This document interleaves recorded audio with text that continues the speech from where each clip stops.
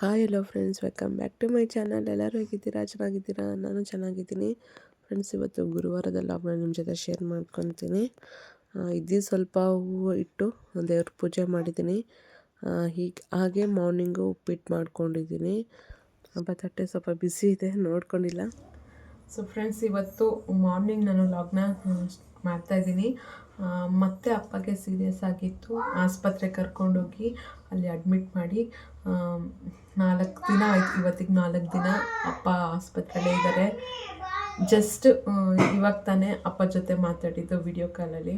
ಅಪ್ಪ ಫುಲ್ಲು ಡಲ್ಲಾಗೋಗ್ಬಿಟ್ಟಿದ್ದಾರೆ, ಸುಸ್ತಾಗೋಗ್ಬಿಟ್ಟಿದ್ದಾರೆ. ಅವ್ರು ನೋಡೋಕ್ಕಾಗ್ತಾ ಇಲ್ಲ ನನ್ನ ಕೈಯಲ್ಲಿ. ಇಲ್ಲಿ ಹೋಲ್ಡ್ ಮಾಡಿ ರಕ್ತ ಎಲ್ಲ ತೆಗೆದು ಡಯಾಲಿಸಿಸ್ ಎಲ್ಲ ಮಾಡಿದ್ದಾರೆ ಅಪ್ಪಗೆ. ಕಿಡ್ನಿದು ಪ್ರಾಬ್ಲಮ್ ಆಗ್ತಾ ಇರೋದ್ರಿಂದ ಅಪ್ಪನ ನೋಡೋಕ್ಕಾಗಲಿಲ್ಲ, ಹಂಗಿದ್ದಾರೆ. ಯಾವಾಗ ಡಿಸ್ಚಾರ್ಜ್ ಮಾಡ್ತಾರೆ ಅಪ್ಪನ, ಯಾವಾಗ ಮನೆ ಕರ್ಕೊಂಡ್ಬರ್ತಾರೆ ಅಂತ ಅನ್ನಿಸ್ತಾ ಇದೆ. ಯಾಕಂದರೆ ನನಗಂತೂ ಮನೇಲೇ ಇರೋಕ್ಕಾಗ್ತಾ ಇಲ್ಲ. ಅಪ್ಪ ಹಿಂಗಿದ್ದಾರೆ, ಏನು ಎತ್ತ ಅಂತ ಅಂದ್ಬಿಟ್ಟು. ನೆನ್ನೆ ಒಂದು ಸ್ವಲ್ಪ ಅಪ್ಪ ಪರವಾಗಿಲ್ಲ, ರಿಕವರಿ ಆಗ್ತಾ ಇದ್ದಾರೆ ಅಂತ ಬಂತು. ಆವಾಗೇ ನನಗೂ ಒಂದು ಸ್ವಲ್ಪ ಆರಾಮಾಗಿ ಉಸಿರಾಡೋಕ್ಕಾಯಿತು. ನಿಜವಾಗ್ಲೂ ತುಂಬ ಅಪ್ಪನ ಮಾತಾಡ್ತಾಯಿದ್ರು. ಅಪ್ಪ ತುಂಬ ಸ್ವಲ್ಪ ಎಮೋಷ್ನಲ್ ಆಗ್ತಾಯಿದ್ರು. ಅವ್ರು ನೋಡಿದ್ರೆ ಗೊತ್ತಾಗ್ತಾಯಿತ್ತು. ತುಂಬ ಕಷ್ಟ ಆಗುತ್ತೆ ಅಪ್ಪನ ಆ ಥರ ನೋಡೋಕ್ಕೆ. ನಾನು ಅಳಬಾರ್ದು ಅಂತಲೇ ಅಂದ್ಕೊಂಡು ಅಪ್ಪ ಹತ್ರ ಧೈರ್ಯ ಹೇಳಿದ್ದೀನಿ. ಅಪ್ಪ ನಿಂಗೆ ಏನೂ ಆಗೋಲ್ಲ, ಆರಾಮಾಗಿದೆಯಾ, ಬೇಗ ಡಿಸ್ಚಾರ್ಜ್ ಮಾಡಿಬಿಡ್ತಾರಂತೆ, ಏನಕ್ಕೂ ಯೋಚನೆ ಮಾಡಬೇಡ, ಬೇಗ ಬಂದ್ಬಿಡು ಅಂತ ಹೇಳಿದೆ. ಅಪ್ಪ ಎಮೋಷ್ನಲ್ ಆಗಿಬಿಟ್ರು. ನಾನು ಅಳಬಾರ್ದು ಅಂತ ಅಂದ್ಕೊಂಡಿದ್ದು. ನಿಜವಾಗ್ಲೂ ಅಳೋಕ್ಕೆ ಇಷ್ಟ ಇಲ್ಲ, ಬಟ್ ಆ ಎಮೋಷನ್ಸ್ನ ಕಂಟ್ರೋಲ್ ಮಾಡೋಕ್ಕಾಗ್ತಾ ಇಲ್ಲ. ಆಗಲ್ಲ. ನಮಗೆ ಬೇಕಾಗಿರೋರು ಆಸ್ಪತ್ರೆಯಲ್ಲಿ 4 ದಿನ ಇದ್ದಾರೆ ಅಂತಂದರೆ ಅದು ಆಗಲ್ಲ. ನನಗೂ ತುಂಬ ಅನ್ನಿಸ್ತು ಹೋಗಿ ನೋಡಬೇಕು ಅಂತ ಅಂದ್ಬಿಟ್ಟು. ಏನಂದರೆ ಎಲ್ಲನೂ ನೋಡೋಕ್ಕೆ ಬಿಡಲ್ಲ ಅವರು. ಯಾರನ್ನಾದ್ರೂ ಒಬ್ಬರನ್ನ ಮಾತ್ರ ನೋಡೋಕ್ಕೆ ಬಿಡ್ತಾರೆ. ಅದಕ್ಕೆ ನಾವು ಯಾರೂ ಹೋಗಲಿಲ್ಲ. ಇವತ್ತು ವಿಡಿಯೋ ಕಾಲ್ ಮಾಡಿದ್ದು ಅಪ್ಪ ನೋಡಿದ್ದು ಖುಷಿ ಆಯಿತು. ಸದ್ಯ ಹುಷಾರಾಗಿ ಅಪ್ಪ ಬಂದುಬಿಟ್ರೆ ಸಾಕು ಅಂತ ಅಂದ್ಕೊಳ್ತಾ ಇದ್ದೀವಿ. ಚೆನ್ನಾಗೇ ಇದ್ದರು. ಸಡನ್ನಾಗಿ ಸೀರಿಯಸ್ ಆಯಿತು. ಅವ್ರನ್ನ ಕರ್ಕೊಂಡೋಗಿ ಹಾಸ್ಪಿಟ್ಲಲ್ಲಿ ಸಿದ್ವಿ. ನನ್ನ ಹಸ್ಬೆಂಡು ಪಾಪ ಅವರೊಬ್ಬರೇ 4-5 ದಿನದಿಂದ ಅಲ್ಲೇ ಇದ್ದುಕೊಂಡು ನೋಡ್ಕೊತಾ ಇದ್ದಾರೆ. ಇವಾಗ ಅವ್ರಿಗೂ ಹುಷಾರಿಲ್ಲ ಅಂತೆ. ಅವ್ರಿಗೂ ಸರಿಯಾಗಿ ನಿದ್ದೆ ಇಲ್ದಿರೋದ್ರಿಂದ ಕೋಲ್ಡ್ ಆಗಿಬಿಟ್ಟಿದೆ. ಅವ್ರಿಗೂ ಜ್ವರ ಬರ್ತಾಯಿದೆ, ಅವ್ರಿಗೂ ಹುಷಾರಿಲ್ಲ ಅಂತೆ. ನನಗಂತೂ ಆಗ್ತಾನೇ ಇಲ್ಲ ಮನೇಲಿ. ಆದಷ್ಟು ಬೇಗ ಅಪ್ಪ ಬಂದುಬಿಟ್ರೆ ಅಷ್ಟೇ ಸಾಕು ಅಂತ ಅನ್ಕೊತಾ ಇದ್ದೀನಿ. ಅಪ್ಪ ಬರಲಿ, ಹುಷಾರಾಗಿ ಬರಲಿ ಅಂತ ನೀವು ಕೇಳ್ಕೊಳ್ಳಿ ಅವ್ರ ಹತ್ರ. ಅಪ್ಪ ಬಂದುಬಿಟ್ರೆ ಸಾಕು. ನಾನಂತೂ ತುಂಬ ಮಿಸ್ ಮಾಡ್ಕೊತಾ ಇದ್ದೀನಿ. ಸೊ ಏನಾಯಿತು ಅಂತಂದರೆ, ಸೀರಿಯಸ್ ಆಗಿ ಆಗೋವರೆಗೂ ಅಪ್ಪ ಏನೂ ಹೇಳ್ಕೊಡ್ಲಿಲ್ಲ. ಇದು ತುಂಬ ಲೈಟಾಗಿ ತೊಗೊಬಿಟ್ರು ಅಪ್ಪನ. ನಾವು ಎಷ್ಟೇ ಹೇಳಿದ್ರು ಕೂಡ ಅವರು ಆಸ್ಪತ್ರೆಗೆ ಬಂದು ಇವೆಲ್ಲ ತೋರಿಸ್ಕೊಳ್ಳೋಕೆ ರೆಡಿ ಇರಲಿಲ್ಲ. ಟ್ಯಾಬ್ಲೆಟ್ಸ್ ಎಲ್ಲ ಇದು ಮಾಡೋಣ ಅಂತ ಅಂದ್ಬಿಟ್ಟು ಇದು ಮಾಡ್ತಾಯಿದ್ರು. ಆಮೇಲೆ ಚೆನ್ನಾಗೇ ಇದ್ದರು. ಅವ್ರಿಗೆ ವಾಮಿಟ್ಟು ಅವೆಲ್ಲ ಆಗಿರೋದು ಹೇಳ್ಕೊಂಡೇ ಇಲ್ಲ. ನನಗೆ ಎಕ್ಸಾಮ್ ಇತ್ತು.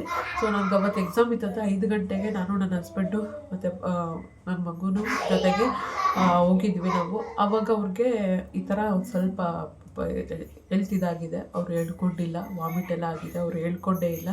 ಅಮ್ಮ ಇದ್ದರು, ಅಮ್ಮನ ಹತ್ರನೂ ಏನೂ ಸರಿಯಾಗಿ ಹೇಳ್ಕೊಂಡಿಲ್ಲ ಅವರು. ಆಮೇಲೆ ನಂದು ಎಕ್ಸಾಮ್ ಆದಮೇಲೆ ಫೋನ್ ಮಾಡಿದೆ ಅಪ್ಪಗೆ. ಅವಾಗ ಹೇಳ್ತಾ ಇದ್ದಾರೆ ಹಿಂಗೆ ಸೀರಿಯಸ್ ಆದಂಗೆ ಆಗ್ತಾಯಿದೆ ಅಂತ. ಅವಾಗ ನಾವು ಅಲ್ಲಿಂದ ಬೇಗ ಹೋಗಿ ಬಂದು ಅಷ್ಟೊತ್ತಲ್ಲಿ ನನ್ನ ಹಸ್ಬೆಂಡು ಅವ್ರ ಫ್ರೆಂಡ್ಸ್ನೆಲ್ಲ ಮನೆಗೆ ಕರೆಸಿ ಅಪ್ಪನ ಡೆಕ್ಕನ್ಗೆ ಸೇರಿಸಿದ್ರು. ನಾವು ಬರೋದು 1 ಅವರ್ ಬಂದ್ವಿ ನಾವು ಬರೋಕ್ಕೆ ಅಲ್ಲಿಂದ, ಬೆಂಗಳೂರಿಂದ. ಸೊ ಬಂದು ಅವಾಗ ಆಸ್ಪತ್ರೆಯಲ್ಲಿ ಅಪ್ಪನ ತೋರಿಸಿದ್ದು. ಏನು ಹೇಳ್ಕೊಳ್ಳೋದೇ ಇಲ್ಲ, ಅದೇ ಪ್ರಾಬ್ಲಮ್ಮು. ಯಾಕೆ ಹೇಳ್ಕೊಳ್ಳಲ್ಲ ನಂಗೆ ಅರ್ಥ ಆಗ್ತಿಲ್ಲ. ಸೀರಿಯಸ್ ಆಗೋವ್ರಿಗೆ ಯಾಕೆ ಇರ್ತಾರೆ, ಯಾಕೇನು ಹೇಳ್ಕೊಳ್ಳೋ. ಅವರು ಹೇಳ್ಕೊಂಡ್ರೆ ನಮಗೂ ಗೊತ್ತಾಗೋದು. ಇಲ್ಲ ಇವಾಗ ಮಲ್ಕೊಂಡಿರ್ತಾರೆ, ಏನೋ ರೆಸ್ಟ್ ತಗೊತಿದ್ದಾರೆ ಬಿಡು ಅಂತ ನಾವು ಅನ್ಕೊತೀವಿ.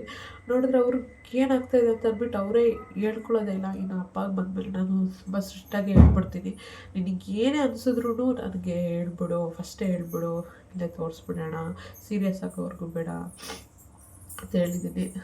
ಸೊ ಇದಕ್ಕೋಸ್ಕರನೇ ಲಾಗ್ ಮಾಡೋಕ್ಕಾಗಲಿಲ್ಲ ಅನ್ನೋದಕ್ಕೆ. ಸೊ ಆದಷ್ಟು ಎಲ್ಲ ಒಳ್ಳೆಯದಾಗುತ್ತೆ ಅಂತ ಅಂದ್ಕೊತೀನಿ. ನನ್ನ ಲಾಗ್ನ ನೋಡ್ತಾ ಇರಿ. ನಾನು ಅಪ್ಪ ಬಗ್ಗೆ ಅಪ್ಡೇಟ್ ಮಾಡ್ತೀನಿ. ನನಗೂ ಒಂದು ಸ್ವಲ್ಪ ಸುಧಾರಿಸ್ಕೊಳ್ಳೋಕೆ ನನಗೂ ಒಂದು ಸ್ವಲ್ಪ ಟೈಮ್ ಬೇಕು. ಮತ್ತೆ ಲಾಗ್ನ ಕಂಟಿನ್ಯೂ ಮಾಡ್ತೀನಿ. ನೋಡಿ, ನನ್ನ ಇಬ್ಬರು ಮಕ್ಕಳು ಆಟ ಆಡ್ತಾಯಿದ್ದಾರೆ. ನನ್ನ ಮಗಳಿಗಂತೂ ಅವ್ರ ತಮ್ಮಂದರೆ ಎಷ್ಟು ಇಷ್ಟನೋ. ನಾನು ಹೇಳ್ತಾ ಇರ್ತೀನಿ, ಕೆನ್ನೆ ಮುಟ್ಬೇಡ, ಮುತ್ತು ಕೊಡ್ಬೇಡ ಅಂತ ಹೇಳ್ತಾ ಇದ್ರು ಕೂಡ ಅವಳು ಅದೇ ಕೆಲಸವಾಗಿ ಮಾಡ್ತಿರ್ತಾಳೆ. ನಾನು ಎಷ್ಟು ಬೈದಿದ್ದೀನೋ ಏನೋ ಅವಳಿಗೆ, ಕೊಡಬಾರ್ದು ಚಿಕ್ಕ ಮಕ್ಕಳಿಗೆ ಮುತ್ತು ಕೊಡಬಾರ್ದು ಹಂಗೆ ಅಂತಂದ್ಬಿಟ್ಟು. ಆದರೂ ಕೇಳಲ್ಲ. ಇವಾಗ ಸ್ವಲ್ಪ ಕಡಿಮೆ ಮಾಡಿದ್ದಾಳೆ, ಕೈ ಕೊಡ್ತಾಳೆ ಮುದ್ದು, ಚೆನ್ನಾಗಿ ಆಟಾಡಿಸ್ತಾಳೆ ತಮ್ಮನ್ನ. ಏನಾದರೂ ಅವ್ನು ತೊಟ್ಲಲ್ಲಿ ಮಲಗಿಸ್ದಾಗ ಏನಾದರೂ ಅವ್ನು ಅಳ್ತಾ ಇದ್ರೆ ಅವಳೇ ಬಂದು ತೊಟ್ಲು ತಗೋದು ಎಲ್ಲ ಮಾಡ್ತಾಳೆ. ಅಮ್ಮ ಡೈಪರ್ ಚೇಂಜ್ ಮಾಡು, ಅದು ಮಾಡು, ಇದು ಮಾಡು ಅಂತ ನನಗೆ ಹೇಳ್ಕೊಡ್ತಾಳೆ. ಇದಾದಮೇಲೆ ನಾವಿವತ್ತು ಅಪ್ಪದೊಂದು ಸ್ವಲ್ಪ ಆಧಾರ್ ಕಾರ್ಡು ಅದು ಒಂದು ಸ್ವಲ್ಪ ಎಂಟ್ರಿ ಮಾಡಿಸ್ಬೇಕಾಗಿತ್ತು. ಅಪ್ಪ ಆಸ್ಪತ್ರೆಯಲ್ಲಿದ್ದಾರಲ್ವ. ಸೊ ನಾವು ಏನೇನೋ ಟ್ರೈ ಮಾಡ್ತಾಯಿದ್ದೀವಿ. ಏನಾದರೂ ಬಿಲ್ ಕಟ್ಟೋಕ್ಕೆ ಅಮೌಂಟ್ ಅಡ್ಜಸ್ಟ್ ಆಗುತ್ತಾ ಅಂತ ಅಂದ್ಬಿಟ್ಟು. ಅಪ್ಪದು ಯಾವುದೂ ಕಾರ್ಡು ಮಾಡಿಸಿಲ್ಲ. APL ಕಾರ್ಡ್ ಆಗಲಿ BPL ಕಾರ್ಡ್ ಆಗಲಿ ಯಾವುದೂ ಇಲ್ಲ. ಸೊ ಅದಕ್ಕೆ ಒಂದು ಸ್ವಲ್ಪ ತುಂಬಾ ಕಷ್ಟ ಆಯಿತು ಆಸ್ಪತ್ರೆ ಬಿಲ್ಲೆಲ್ಲ ಕಟ್ಟೋಕ್ಕೆ. ಏನೇನೋ ಟ್ರೈ ಮಾಡಿದ್ವಿ, ಅದು ಯಾವುದೂ ಆಗಲಿಲ್ಲ. ಅಪ್ಪದು ಇನ್ಕಮ್ ಸರ್ಟಿಫಿಕೇಟು ಇಲ್ಲ. ಸೊ ಅದಿಲ್ಲ ಅಂತಿದ್ದಕ್ಕೆ ನಾವೇನು ಮಾಡ್ಸೋಕ್ಕಾಗಲಿಲ್ಲ, ವಾಪಸ್ ಬಂದುಬಿಟ್ವಿ. ಈಗ ನೋಡಿ ನನ್ನ ಮಗಳು ಕಸ ಗುಡಿಸ್ತೀನಿ ಅಂತ ಅಂದ್ಬಿಟ್ಟು ಏನೆಲ್ಲ ಅವಸ್ಥೆ ಮಾಡ್ತಿದ್ದಾಳೆ ಅಂತ ಅಂದ್ಬಿಟ್ಟು. ನಾನು ಗುಡಿಸ್ತೀನಮ್ಮ, ನಾನು ಮಾಡ್ತೀನಿ. ನಾವೆಲ್ಲ ಮನೇಲಿ ಕೆಲಸ ಮಾಡೋದೆಲ್ಲ ನೋಡ್ತಾಳಲ್ವ, ಅದು ನೋಡಿಬಿಟ್ಟು ಅದೇ ಥರ ಮಾಡೋಕ್ಕೆ ಹೋಗ್ತಾಳೆ. TV ಸೌಂಡ್ ಇದೆ, ಇಲ್ಲ ಅಂದಿದ್ದರೆ ನಾನು ಅವಳು ಏನೆಲ್ಲ ಮಾತಾಡ್ಕೊಂಡು ಏನೆಲ್ಲ ಆಟಗಳು ಆಡಿಕೊಂಡು ಇದು ಮಾಡ್ತಾಯಿದ್ಲು ಅದನ್ನ ಹಾಗೆ ವೀಡಿಯೋ ಮಾಡ್ತಾಯಿದ್ದೆ. ನೋಡಿ ಎಷ್ಟೆಲ್ಲ ಅದು ಒಂದು ಸ್ವಲ್ಪ ಕಸ ಎತ್ತಕ್ಕೆ ಎಷ್ಟು ಕಷ್ಟಪಡ್ತಾಳೆ ನೋಡಿ. ಹಾಗೆ ಆಂಟಿ ಇದ್ರಲ್ಲ, ಅವಳನ್ನ ಚೆನ್ನಾಗಿ ರೇಗಿಸ್ತಾಯಿದ್ರು. ಬಗ್ಗು ಎತ್ತದೆ ನೋಡಿ, ಏನು ಚೆನ್ನಾಗಿ ಎತ್ಬಿಟ್ಟೆ ನೋಡು ಅಂತ ಅಂದ್ಬಿಟ್ಟೆಲ್ಲ ರೇಗಿಸ್ತಾಯಿದ್ರು. ಅದು ಒರಿಜಿನಲ್ ವೀಡಿಯೋ ನೋಡೋಕ್ಕೆ ಚೆನ್ನಾಗಿರುತ್ತೆ. ಆಮೇಲೆ ಇಷ್ಟೆಲ್ಲ ಮಾಡಿಬಿಟ್ಟು ಎಲ್ಲ ಕಸ ಹೂವು ಎಲ್ಲ ಮನೆಯೆಲ್ಲ ಹರಡ್ಬಿಟ್ಟು ಎತ್ತಾಕ್ಬಿಟ್ಟು ಆಮೇಲೆ ಆಗಲಿಲ್ಲ ಅವಳ ಕೈಯಲ್ಲಿ ಬಂದ್ಬಿಟ್ಟು ಏನು ಹೇಳ್ತಾಳೆ, ಅಮ್ಮ ನನ್ನ ಕೈಯಲ್ಲಿ ಆಗಲಿಲ್ಲ ಎತ್ತಾಕೋಕ್ಕೆ, ನಾನು ಇನ್ನೂ ಚಿಕ್ಕ ಮಗು ಅಲ್ವಾ, ನಾನು ದೊಡ್ಡವಳಾದ್ಮೇಲೆ ಎತ್ತುತ್ತೀನಿ, ನೀನು ಇವಾಗ ಗುಡಿಸ್ಬಿಟ್ಟು ಎತ್ತಿಬಿಡಮ್ಮ ಅಂತ ಬಂದು ಹೇಳಿದ್ಲು ಅವಳು. ನಿಜವಾಗ್ಲೂ ಏನೆಲ್ಲ ಮಾಡ್ತಾಳು, ದೊಡ್ಡವ್ರ ಥರ ದೊಡ್ಡ ಮಾತುಗಳು, ದೊಡ್ಡ ಕೆಲಸಗಳೆಲ್ಲ ಮಾಡೋಕ್ಕೆ ಹೋಗ್ತಾಳೆ. ಆಮೇಲೆ ಆಗಲಿಲ್ಲ ಅಂದರೆ, ನಾನು ಇನ್ನೂ ಚಿಕ್ಕ ಮಗು ಅಲ್ವಮ್ಮ, ಅದಕ್ಕೆ ನನ್ನ ಕೈಯಲ್ಲಿ ಆಗಲಿಲ್ಲ, ನೀನೇ ಮಾಡಿಬಿಡು ಅಂತ ಹೇಳ್ತಾಳೆ.